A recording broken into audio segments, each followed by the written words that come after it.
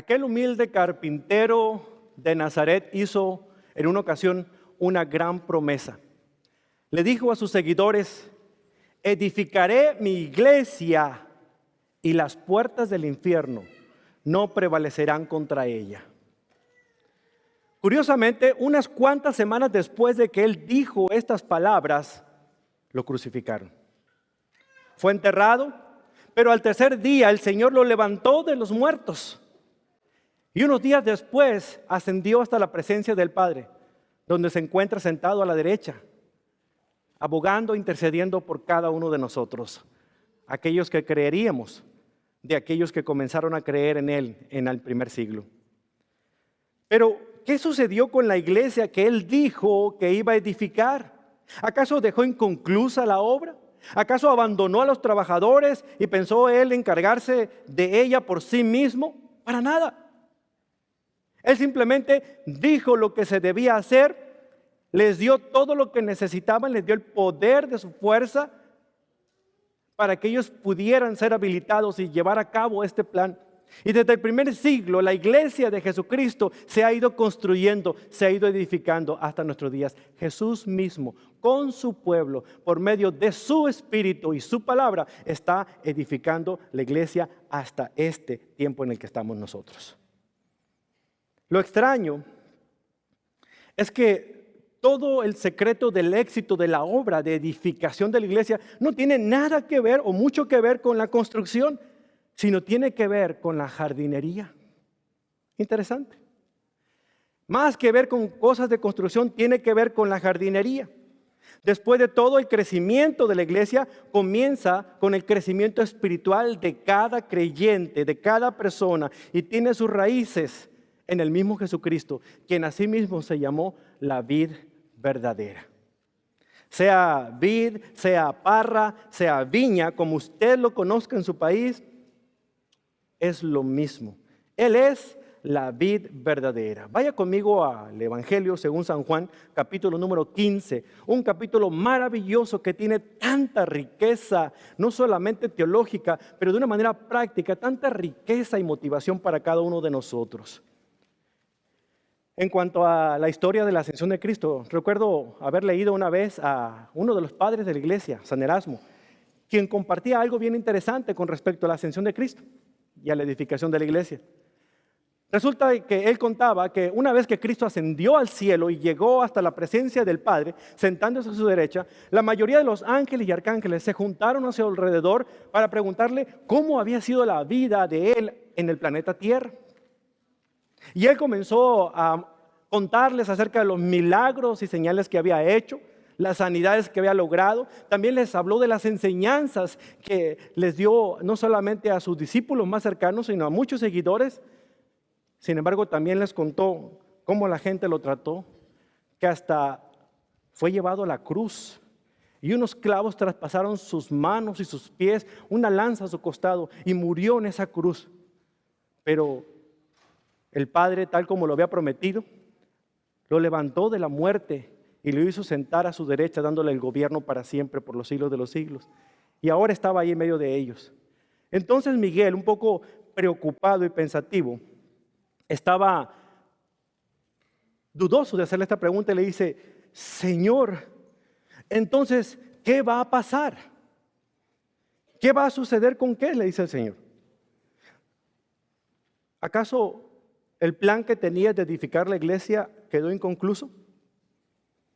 Jesús le respondió: bueno, he encargado a hombres fieles que proclamen mi mensaje y hablen de mi amor. Estos hombres fieles edificarán mi iglesia. Miguel dice: pero Señor, ¿y qué si estos hombres fallan y se alejan y dejan la obra inconclusa?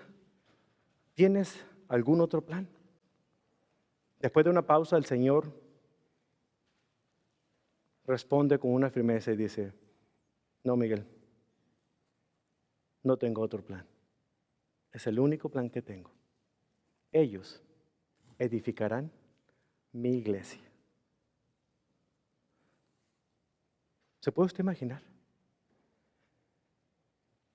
La responsabilidad no recayó en los primeros apóstoles que el Señor llamó para servirle, y en muchos de sus discípulos y seguidores que vinieron después de ellos.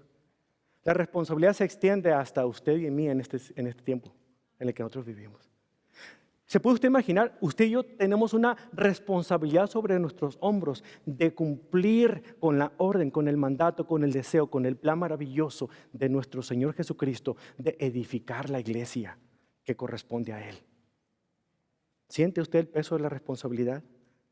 ¿O siente la vergüenza, como yo me he sentido a veces, de no estar haciendo mi parte para edificar la iglesia de Cristo aquí en la tierra? De edificar una vida a la vez, comenzando con la mía. Usted podrá pensar, no hombre, para hacer esa obra yo necesito el poder que Él tiene.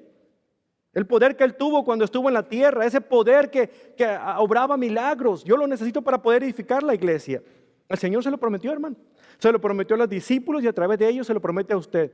No los voy a dejar solos, porque cuando yo me vaya vendrá otro que les va a ayudar, y el otro con mayúscula es el Espíritu Santo. Él les va a habilitar de poder para llevar a cabo la obra y harán cosas mucho más grandes que las que me han visto hacer a mí. Es curioso que muchos de aquellos falsos profetas que hoy predican la prosperidad y otras cosas solamente sacan este texto fuera de contexto para hablar de los grandes señales y milagros, pero se olvidan que todo señal, que todo milagro que Cristo hizo, la única función era edificar su iglesia, no vivir de ella, no aprovecharse de trasquilar ovejas, sino de irla construyendo para que el mundo creyera lo unidos que estamos. ¿Acaso sus señales y milagros que hacen propagan eso? Hay más desunión que nunca en la historia del cristianismo evangélico del mundo. Simple y sencillamente porque cada quien hace lo que mejor le parece. Y según ellos están leyendo la misma Biblia. La leerán, pero no la interpretan de la misma manera. Jesús, en su plan ingenioso, prometió no dejarnos solos y lo cumplió. Aún los discípulos se olvidaron de esto. Y el día de Pentecostés, cuando estaban encerrados orando, el Señor cumplió la promesa y el Espíritu Santo llegó sobre ellos y comenzaron a predicar el Evangelio en los idiomas de toda la gente que se había reunido para celebrar la Pascua en aquel tiempo. Y la gente se sorprendía diciendo, pero estos son ignorantes del área de Galilea, nunca fueron ni estudiaron nada. ¿Cómo es que hablan del idioma que yo hablo? Pero la sorpresa no era más que esa. La sorpresa grande fue que creyeron en lo que ellos predicaban. Y aquella primera vez, en aquel primer sermón, la iglesia creció a más de 3,000 y tantas personas en un solo día. Hagamos un viaje imaginario, situémonos en aquel lugar, en aquel primer siglo, y vayamos hasta el segundo piso de una casa, un aposento alto, como le llaman algunos teólogos.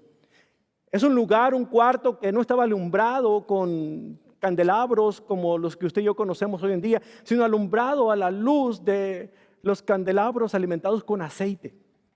Un cuarto en el cual había una mesa baja y todos los 11 seguidores, digo 12 menos 1, 11, porque uno ya se había ido, estaban sentados alrededor de la mesa o recostados. Ya habían terminado de cenar, los utensilios se habían recogido. Momento oportuno que el Señor utilizó para comenzar a enseñarles verdades muy importantes acerca de lo que iba a suceder con ellos una vez que Él se fuera de su presencia. Los teólogos llaman a esta serie de enseñanzas los discursos del aposento alto, porque son una serie de enseñanzas que hablaban precisamente de cómo debía ser su vida cuando Cristo ya no estuviera entre ellos. Claro, como Él se lo prometió, no los iba a dejar solos. En el centro de ese discurso está el capítulo 15 de San Juan. Una enseñanza maravillosa en la cual Jesús les estaba diciendo a estos hombres, los voy a dejar, pero no se preocupen porque pronto, muy pronto voy a enviar al Espíritu Santo, mi Espíritu, y les voy a dejar mi paz, una paz que sobrepasa entendimiento en sus vidas. No como el mundo la va a dar, yo se las voy a dar. Esta paz es permanente a pesar del pánico. Ustedes deberán recordar que el secreto de edificar la iglesia que quiero que edifiquen para mí yace en esta frase: permanecer. Permanecer. Yo soy como la vid y ustedes son como las ramas de la vid. Mi Padre es como el labrador que las cuida, la cultiva y la hace producir más. Y mientras ustedes, las ramas, permanecen unidas a la vida que proviene de la raíz de la vid será la fuente de la vida de ustedes, que son las ramas. Porque yo mismo soy la fuente de vida eterna. Yo mismo correré entre ustedes ramas y haré que produzcan fruto y su fruto permanezca. Y el resultado será la edificación de la iglesia de Cristo. Esa es la clave. Una sola palabra. Permanecer en la vid. Permanecer arraigados, unidos a la vid. Por siglos este capítulo 15 de Juan ha sido una fuente de motivación e inspiración para los creyentes de todos los tiempos. Aunque ha sido escrita en palabras sencillas, miren, tiene unas palabras maravillosas que pensar. En esta tabla que les voy a mostrar, usted se dará cuenta de las relaciones más importantes que el creyente debe tener conciencia de estar manteniendo. Porque todo el capítulo 15 de Juan se puede dividir en 3 secciones fundamentales. La primera de ellas, los versículos del 1 al 11, están hablando de la relación que tenemos los creyentes con Cristo. Es la relación del creyente con Cristo. Si usted quisiera ubicar un término clave en esa sección, sería permanecer, porque aparece 10 veces en estos 11 versículos. Permanezcan, permanezcan, permanezcan. Si permanecen, permanezcan. El énfasis que Jesús está haciendo aquí es la unidad que hay entre nosotros como creyentes y Cristo Jesús. Permanezcamos en Él. La siguiente sección de los versículos 12 al 17 está hablándonos de la relación que debe haber entre un creyente con otro creyente. Y la palabra que utiliza como término clave el Señor aquí es el amor. Manda que nos amemos unos a otros y menciona en estos 6 versículos al menos 4 veces que debemos amarnos unos a otros. El énfasis que está haciendo aquí es la comunión. ¿Se da cuenta? Primero es la unión de nosotros con Cristo como creyentes y Él como nuestro Señor, como la vid verdadera. Ahora es la comunión, o sea, unos con otros. Es la misma palabra, solamente que en lugar de ser vertical es horizontal. Tiene una forma de cruz. En la última parte, los versículos 18 al 27 del capítulo 15 de Juan, vemos la relación que existe entre el creyente con el mundo. Y la palabra clave que él utiliza para decir cuál debe ser el tipo de relación del creyente con el mundo es odiar. Odiar, y la utiliza 8 veces en estos 10 versículos. Lo que está enfatizando aquí precisamente el Señor Jesucristo es una desunión que debe haber del creyente con el mundo. No estamos hablando de que nos desaparezcamos del mundo o que no convivamos con la gente que no es cristiana. Está hablando de que las cosas del mundo no nos deben atraer, ni queramos estar en esas cosas que nos alejan de una unión directa con Cristo o de una comunión específica con otros creyentes. Esto resume el tipo de relaciones que el cristiano debe tener consciente, que debe mantener para poder estar unido a la vid. Él deja bien en claro que nuestra relación con Él debe ser la más importante de todas, porque solamente teniendo una relación con Cristo se puede dar la relación de creyente con creyente. Si Cristo no está de por medio, si yo no estoy unido a la vid, si yo no soy parte de Cristo, es bien difícil que yo pueda tener una comunión genuina con otros creyentes.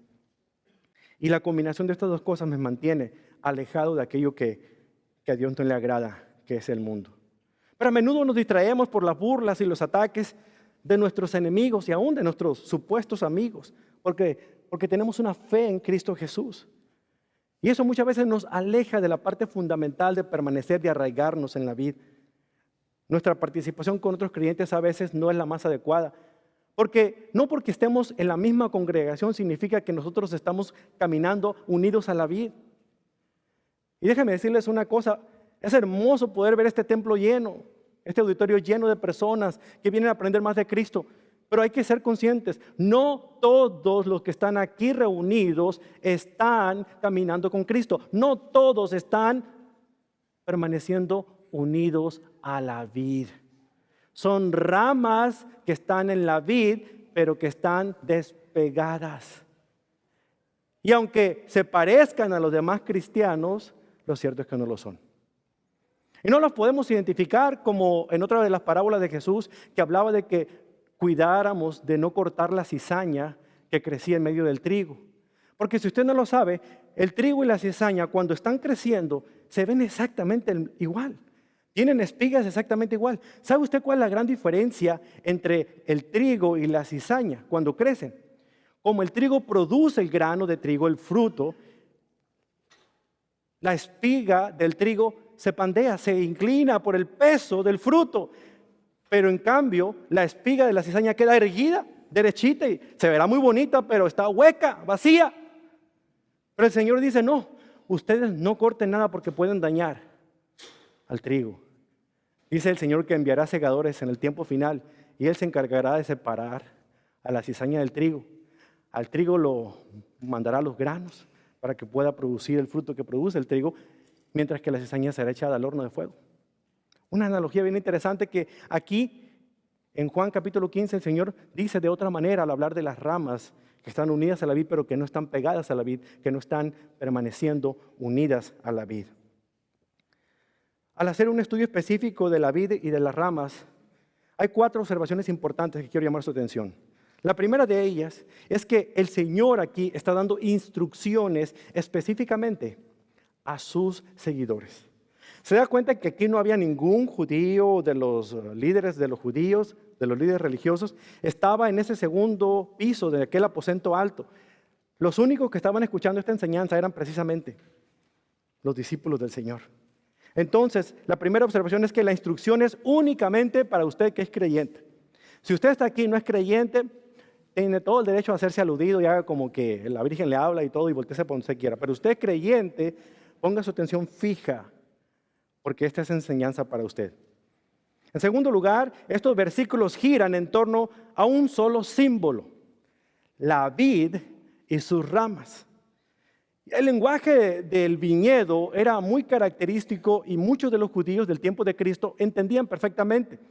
No solamente porque era el emblema nacional, usted se acuerda cuando Moisés mandó a los espías a que trajeran alguna muestra de cómo era la tierra prometida y vinieron cargando un racimo gigantesco de uvas. Desde entonces el viñedo se ha convertido en un símbolo nacional para ellos. No solamente eso, Dios mismo en el Antiguo Testamento a través de los profetas hacía llamar a su pueblo la vid, la viña.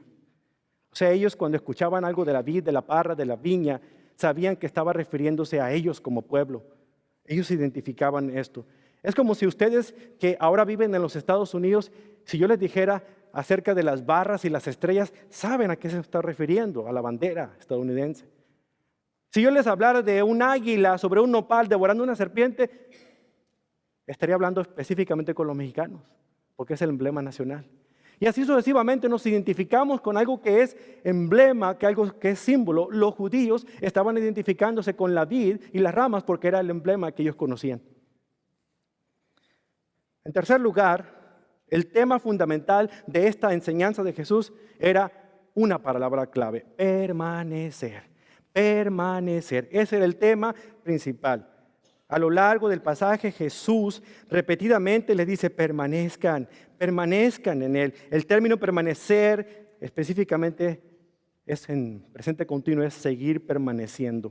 Eso es lo que significa este pasaje. Y en cuarto lugar, la permanencia, o sea, el permanecer unidos a la vid, da como resultado llevar fruto. Jesús quiere que el mundo sepa que usted y yo somos sus seguidores. Pero la evidencia de que usted y yo somos sus seguidores es el fruto que producimos. ¿Se da cuenta? No puede haber cristiano que no produzca fruto. Y si usted como cristiano no está produciendo fruto, puede haber 2 razones y se las voy a explicar el día de hoy. Y es mi oración, mi deseo grandísimo, que al terminar de conversar con ustedes esta mañana, usted vaya convencido a no salir de aquí como llegó esta mañana. Vamos a ver la interpretación clave de Juan capítulo 15, versículo 1 al 11. Entonces, centrémonos en estos 3 símbolos. En el símbolo de la vid, en el símbolo del labrador y en el símbolo de las ramas. Y vamos a explicar qué es lo que el Señor les estaba dando a conocer a cada uno de ellos al hablarles de estas cosas. Todos sabemos, por lo que leemos en el pasaje de aquí de Juan 15, y ahorita lo voy a comenzar a leer, Juan 15, versículo 1. Fíjense cómo comienza diciendo aquí este pasaje, Juan 15, 1. Yo soy la vid verdadera. A ver, si vemos el trasfondo, si leemos un poquito antes, ¿quién está hablando aquí? Jesús, ¿verdad? Claramente podemos identificar que Él a sí mismo se presenta como la vid verdadera. Él dice, yo soy la vid verdadera. Él es la fuente y nutrición espiritual. Y a menos que permanezcamos en Él, nuestra vida espiritual va a ser estéril. Si usted y yo no estamos produciendo fruto, puede ser una de esas razones que no estamos arraigados o no estamos asidos o no estamos permaneciendo en la vid. Dice el versículo, permanezcan en mí, versículo 4, y yo permaneceré en ustedes. Pues una rama no puede producir fruto si la cortan de la vid, y ustedes tampoco pueden ser fructíferos a menos que permanezcan en mí. Ciertamente yo soy la vid, ustedes son las ramas. Los que permanecen en mí y yo en ellos producirán mucho fruto, porque separados de mí no pueden hacer nada. Esta frase en el griego original dice, separados de mí, nada. Separados de Cristo, nada. Nada, cero. Separados de Cristo, cero.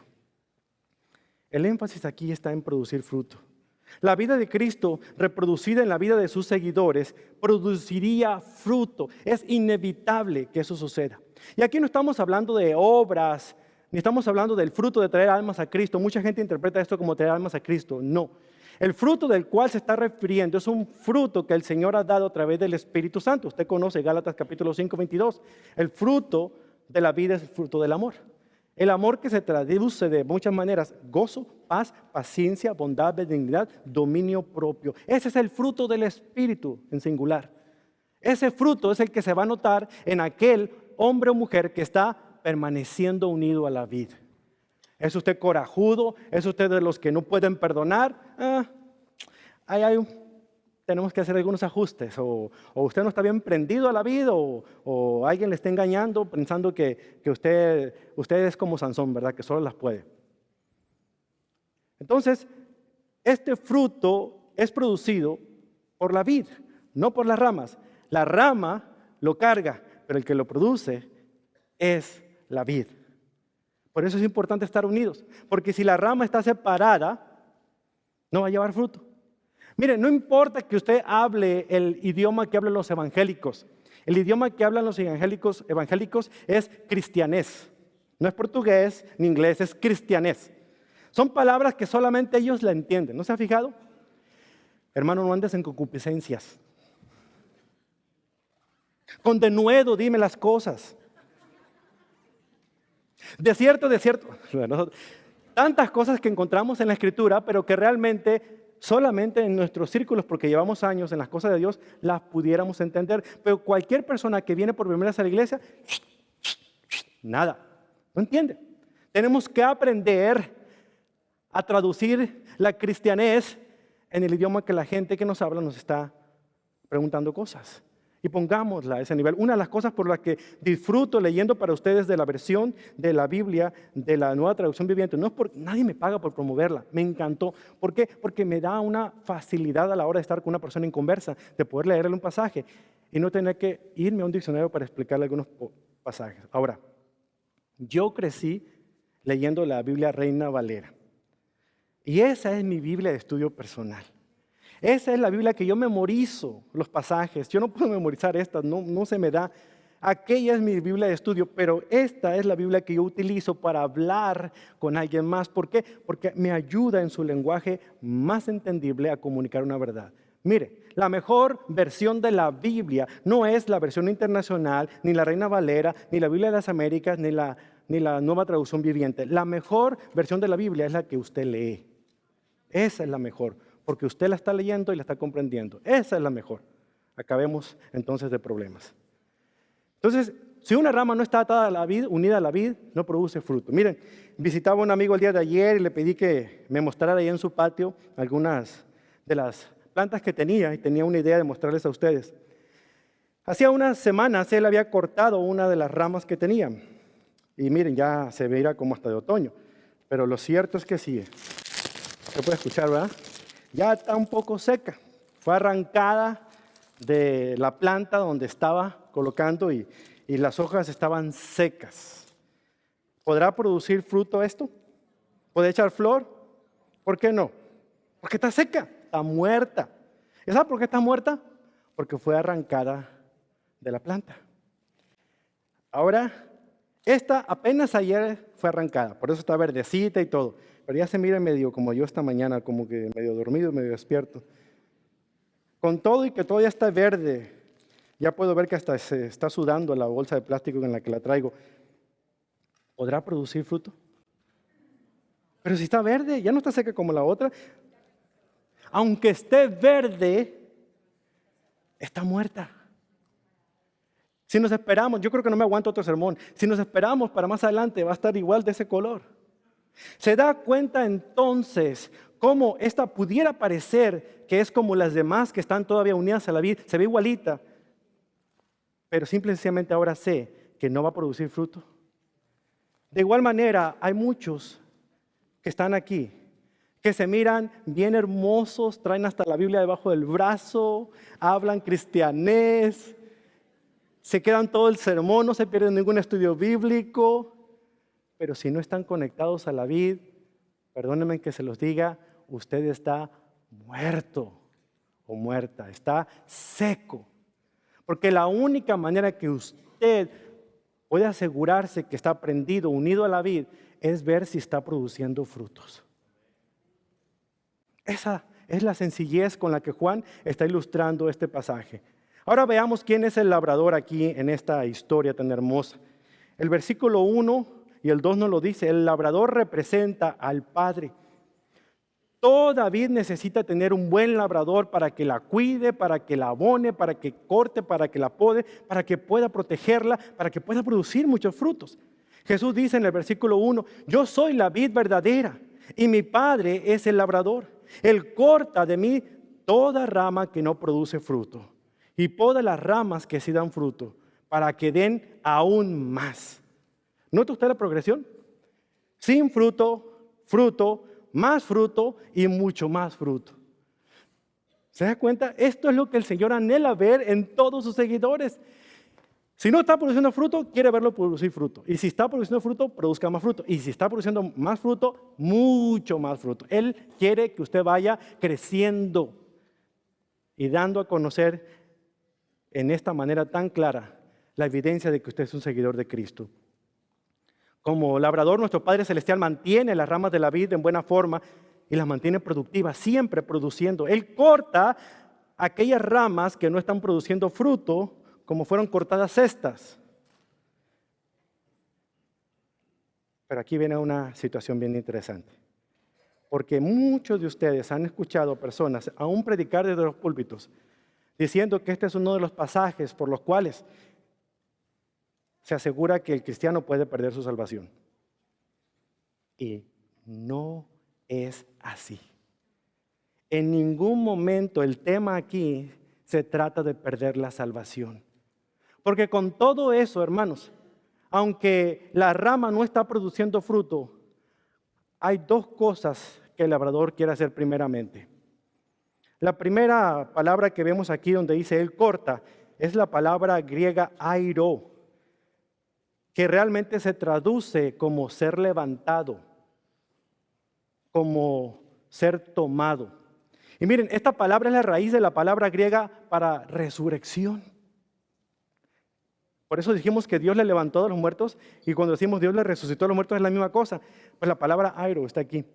Y está hablando específicamente de lo que significa ser levantado. El labrador llega al viñedo y cuando ve que alguna de las ramas está en el suelo, toda enterrada, ¿verdad? Porque es normal, a veces eso sucede, el tiempo, la lluvia, y la rama está por debajo, toda ahí, ¿verdad? Y la tierra está encima. Él llega con una cubeta de agua, se arrodilla, empieza a tomar la vid, o la rama, mejor dicho, de la vid, y empieza a poner un cordón por ahí y empieza a lavar las hojas y empieza a unir la vid a ese cordón para levantarla. Porque para un labrador, y esto lo escuché de uno de los viñadores, que estaba explicando que ellos no cortaban nada más porque sí las ramas. Usted cuando va a su jardín, usted arranca las ramas que están medio feas, ¿verdad? Porque quiere que todo se vea bonito. Él no, porque esto es potencialmente fruto. Así es que él lo que hace es lavarla y luego la levanta y luego la expone al sol. Y adivine que esta rama vuelve a vivir y produce fruto. Eso es a lo que está refiriéndose aquí.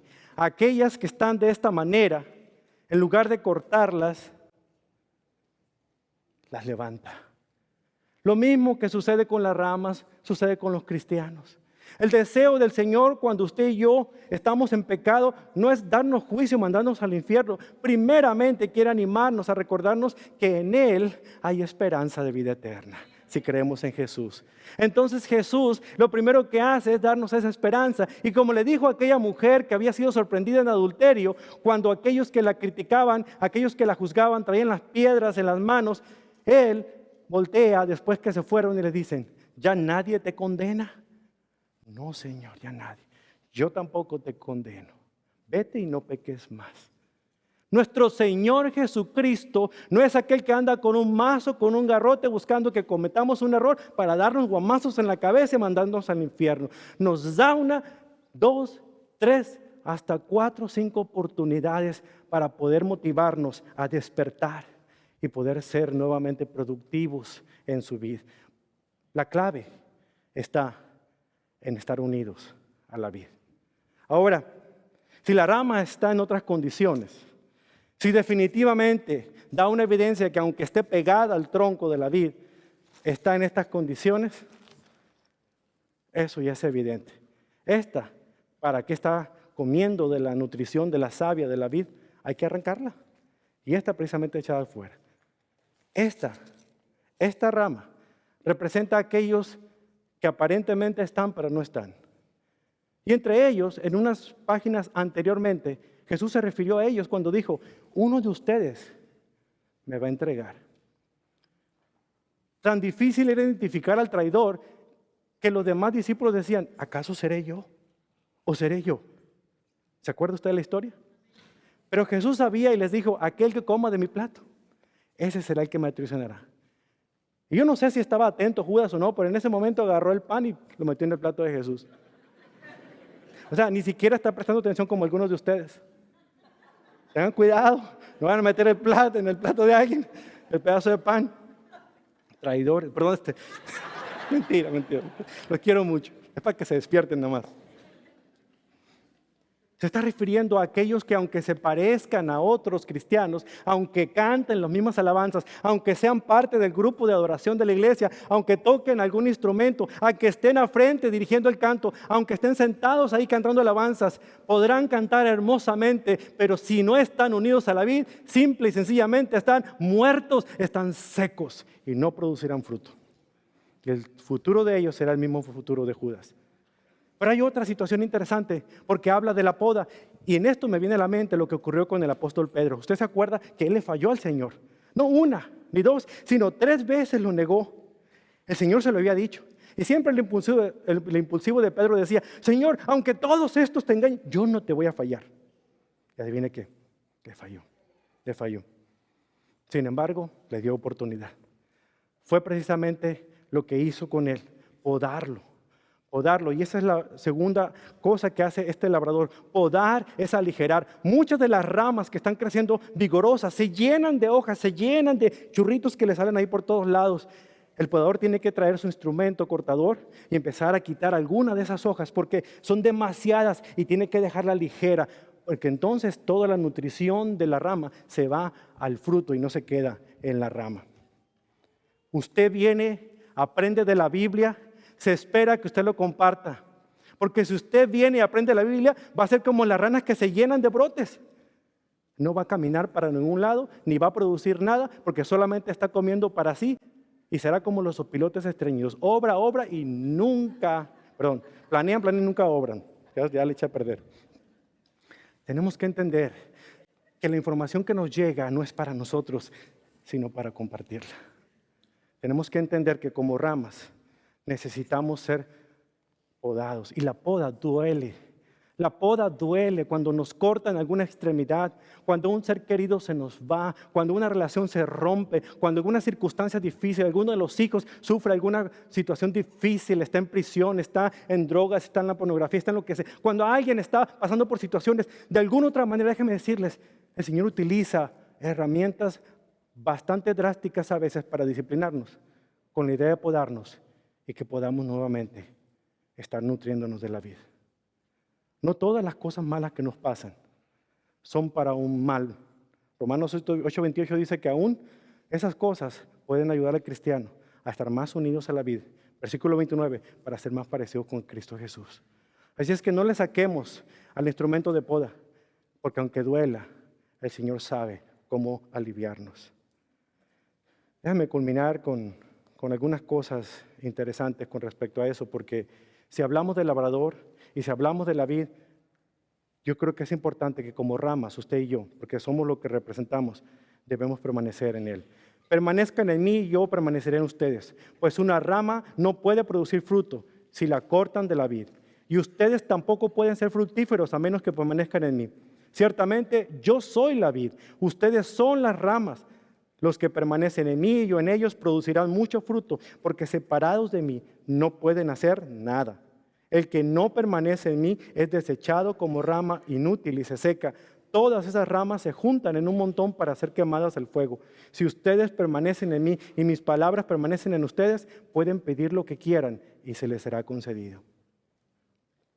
Ustedes me podrán decir, ¿cómo? Yo leo la Biblia y veo que Pablo contradice con Santiago porque Pablo dice que no es por obras para que nadie se gloríe que la salvación llega al hombre. Y Santiago dice que es por medio de las obras que yo debo mostrar que soy salvo.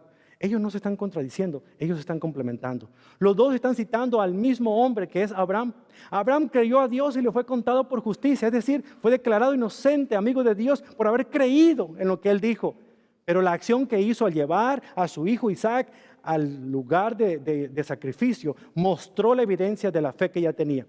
Así es que, hermanos, tenemos que decir que creemos en el Señor, pero tenemos que vivir de acuerdo a lo que creemos. Si yo digo que creo en Dios, pero no vivo de acuerdo, entonces o realmente soy una rama que está enterrada o realmente soy una rama que ya está cortada. Y usted sabe cuál es el futuro. ¿Cómo podemos aplicar esto? Si permanecemos en la vid, como sigue diciendo el versículo 7, nuestras oraciones serán contestadas.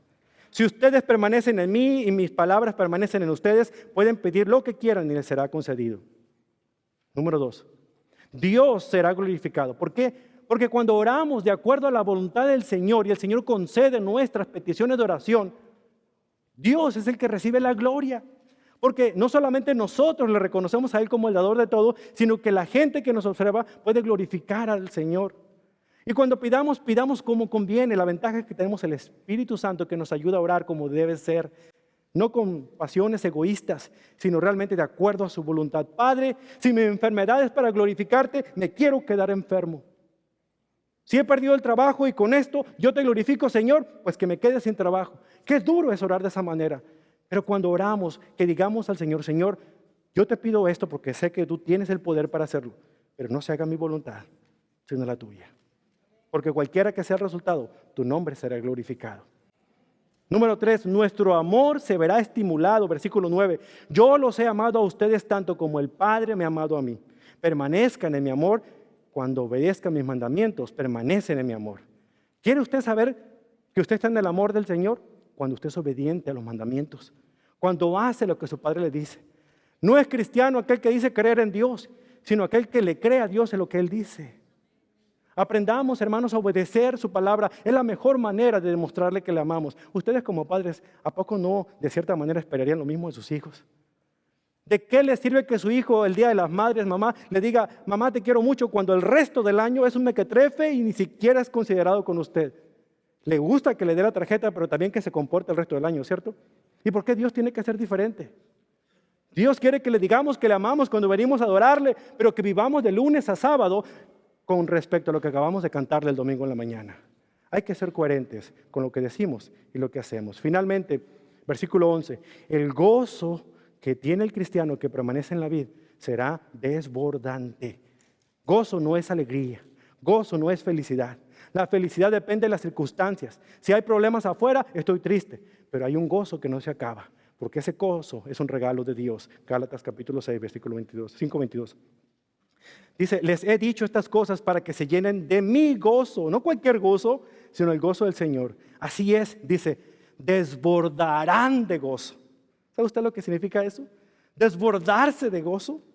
Aunque haya problemas, aunque no sepa cómo pagar las cuentas, aunque haya perdido el trabajo, aunque me haya pasado un divorcio, aunque mi hijo esté enfermo, aunque tenga cáncer, hay un gozo que no se acaba siempre y cuando esté unido a la vid. Esa es la clave, permanecer en la vid. Entonces comprenderemos lo que significa vivir verdaderamente una vida cristiana.